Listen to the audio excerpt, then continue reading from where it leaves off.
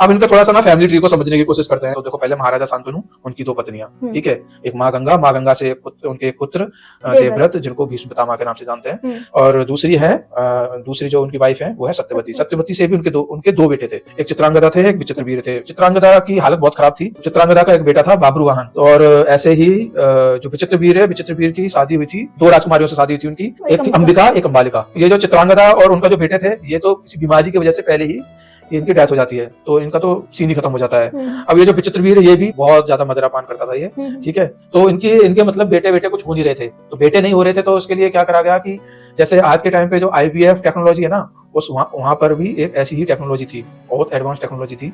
तो महर्षि वेदव्यास ने कुछ यज्ञ वगैरह करके, और मतलब उस प्रोसेस से वहां पे बेटे हुए थे, दो बेटे हुए थे। एक हुए थे धृतराष्ट्र और दूसरे हुए थे पांडव, ठीक है। धृतराष्ट्र कैसे हुए थे, धृतराष्ट्र अंधे क्यों हुए, उसका रीजन ये था कि जो रानी अंबिका जो थी, उन्होंने जब मतलब जैसे ही वेदव्यास को देखा, ठीक है, तो वो वेदव्यास मतलब वाइफ लुक ना बहुत अजीब थे, बहुत अजीब, थोड़े डरावने से थे।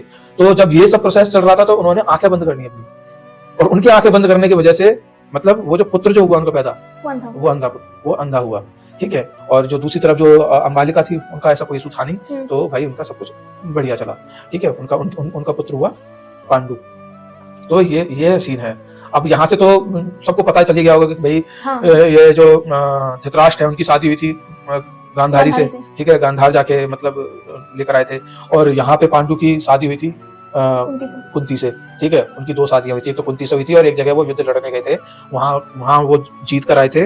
तो जहां मतलब पहले नॉर्मल चलता था कि जहां भी राजा जाता था, वहां का राज अगर वो जीत गया, तो वहां की रानी, वहां की बेटी, जो भी लड़की जो भी होती थी, जो राजकुमारी होती थी, तो वो शादी करवा देते थे, जिससे कि मतलब अब लड़ाई हो गई। इसके बाद में अब ये जो राज है, ये जो भी जगह है, अब वो मित्र ही हो जाएंगे एक तरह से। हाँ, वो मित्रता के हिसाब से वो ऐसे करते थे। तो ये एक तरह का इनका फैमिली ट्री हो गया। और फिर उनके धृतराष्ट्र और गांधारी से 100 पुत्र पैदा हुए, वो भी IVF, वो पूरा IVF था। अच्छा। आप देखोगे कि वो उस टाइम पे 100 घड़े रखे गए थे, और 100 घड़ों में मतलब वो पुत्र, वो जैसे कि आज के टाइम पे परखनली वो जो टेस्ट ट्यूब बेबी जो होते हैं, वैसे ही वो पूरा IVF था।